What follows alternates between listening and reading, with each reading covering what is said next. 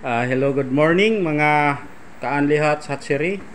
Sa umagang ito tayo po ay magpapacking ng sisiw kasi meron pong nag-order sa atin tagalang Lawang Northern Samar. So sa umaga pong ito, bubuksan lang natin yung ilaw. Maya. Sa umaga pong ito, tayo po ay nagpapacking ng 15 heads na sisiw. Yung amount po ng pagkabili ay 150 each.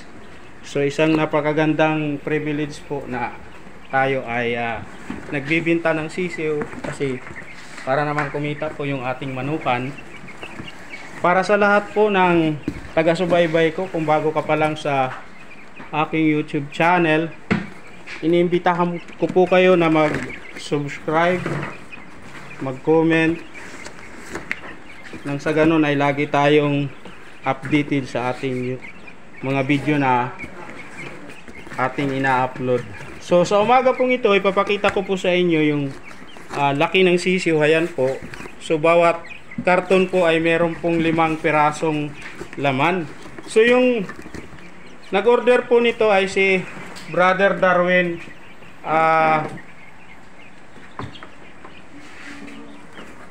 Brother Darwin, ano pa ba yung apelyido niya? Aguilar ng Lawang Northern Samar. I-deliver po natin ito. Yung bayad po sa atin ay 2,250. Ayan. So medyo isasabay lang namin kasi meron kaming retreat sa San Jose. Sabi niya isabay ko daw yung sisiw. So meron tayong 3 box. 1, 2, 3. Hindi ko na pinakita kung paano ko po binutasan ko po yung mga para hindi mo mahirapan yung ating mga sisiw. Kaya isang bahagi po na isinishare ko po ito dahil dahil meron pong balik yung pagmamanok dahil yung sisiw po mahal. 150 per head yung binta ko dito, pero 3 weeks old sila, medyo malalaki na, matakaw na kumain, kaya ay bininta ko na.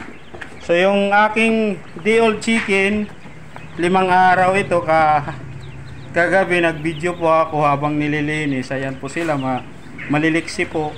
At itong aking itong aking sisiw ay naka SolarX solar powered po ito. Ayan po.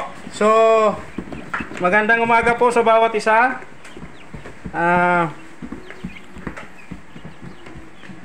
Tuloy lang po tayo sa ating pagmamanukan kasi kapag maganda po yung ating ginagawa na pagmi-maintain sa ating manukan, meron pong quality yung ating mga sisiw.